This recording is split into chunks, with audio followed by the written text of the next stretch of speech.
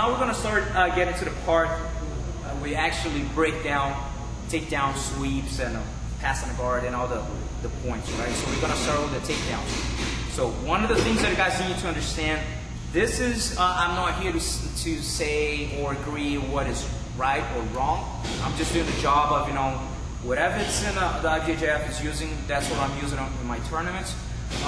Whether I like it or not, or the competitors like it or not, that's why you guys need to see this, read, learn about the rules, because if you don't like it, you just don't compete in any IBJJF tournaments. If you think that, you know, the rules are not good for you, you just don't do it. So we're going to be talking about takedowns, which always bring a lot of controversial. There are tough divisions, there are tough calls, there's a lot of positions that, you know, can give some trouble to the refs. So to start with it, we're going to have two basic situations, which if you get, you know, a perfect takedown that he land on his back, but he turns right away, you get the 2 points. So go ahead, do it. So he got in, went through it, but he turned it right away. You know, he didn't establish, but it was perfect, got on his back. So, you know, so it'd be 2 points for white, right? Now, let's say he goes for a double leg and it wasn't a perfect, you know, shot. You know, he struggled a little bit. You know, he's trying to get him down. So, and then you got to make sure that you establish your position for 3 seconds in order to get you 2 points. All right, so this is very important, especially the other situation is a little confusing, especially for people who doesn't know the rules, because most of the people complaining, they don't know the rules. The refs, they do make mistakes, of course, everyone make mistakes, but you know, there's a lot of calls that are pretty easy to the ref to call it, and people that don't know the rules are complaining and they don't know what they're talking about. So you guys need to make sure that you guys learn the rules, keep always looking for updates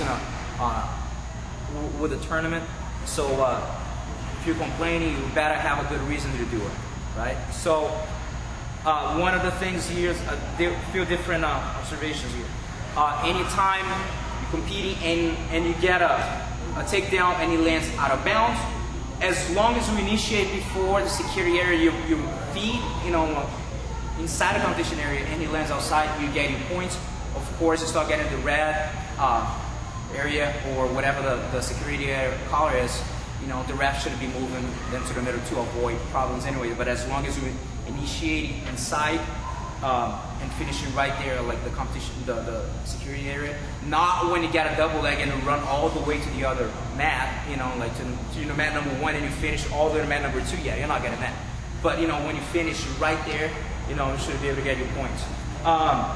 Tough situation too. This is probably going to have some changes in 2011 according to the last seminar. Let's say the white gi is snapping down and he kind of falls on one knee. So if the white takes him down from there, you know, just kind of tap him or whatever, he'll get his 2 points. Even if he goes and he doesn't finish in the side mount, doesn't necessarily need to finish in the side mount. Right, so he got his knee and you know, and maybe just kind of use his foot to like just kind of, you know, get him, and then he recover, whatever the case is, he got his 2 points. Now the tricky one is when he, let's say he snapped him down. Now blue drop on his both knees, so he needs to get, you know, taken down and finish it in a side mount in order to get an advantage. So if he does that and maybe blue put in a half guard or whatever, it's nothing. Maybe he'll get an advantage from half guard, but not from actually the takedown. So very tricky also situation. Brings a lot of problems to people watching.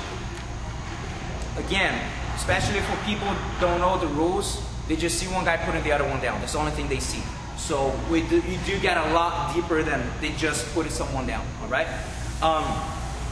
Another one bring a lot of controversy here is if someone attempts a double leg and as soon as he put, let's say one person got a double leg, as soon as he hits the ground, the other one actually sweeps. Like, let's say kind of like a butterfly sweep and lands on the top. Points goes to the guy on the bottom, got the sweep. So go ahead.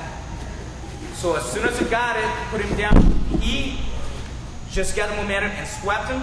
that means blue is gonna get the points, not white for taking down. We got a lot of complaints with this, and people I don't think should do this and that. Well, this is not up to me. I mean, people always can send emails to the federation saying that just expressing the way they feel, whatever. Every 2 years they change the rules, but like I said, my job here is just try to show you the rules. And let me see here. Okay, let's go over the rules here. Like when you throw someone and he gets the momentum and roll him. So this here, for same thing, brings a little controversial with this, but it's a pretty easy call.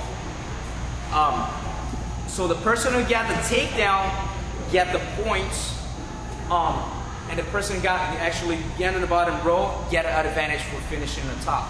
But it's not like 2 and 2, So because anytime you finish, like inside of or anything like that, we just, this is not a point position or anything like that, anyways. So he just got kind of the momentum of the throw. So 2 points for the person throwing and advantage to the other person. All right. Let's see, arm drag, another position that brings trouble. So anytime you go for arm drag, we're around here. If you steal this position here, still not points.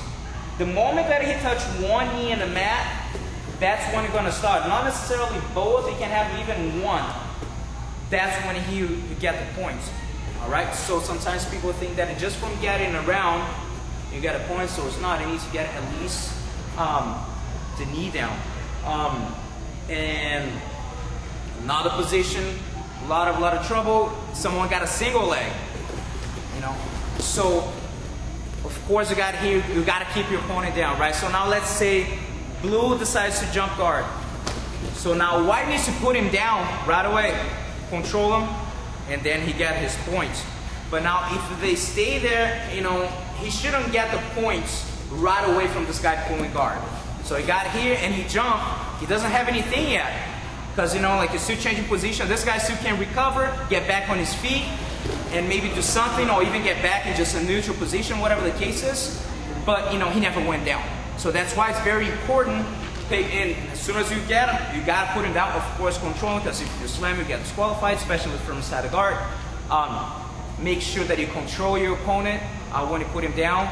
So it's kind of like it's new for a lot of people, but it's a fairly easy call that he never went down. So you gotta make sure you control your opponent. All right. So that's it for takedowns.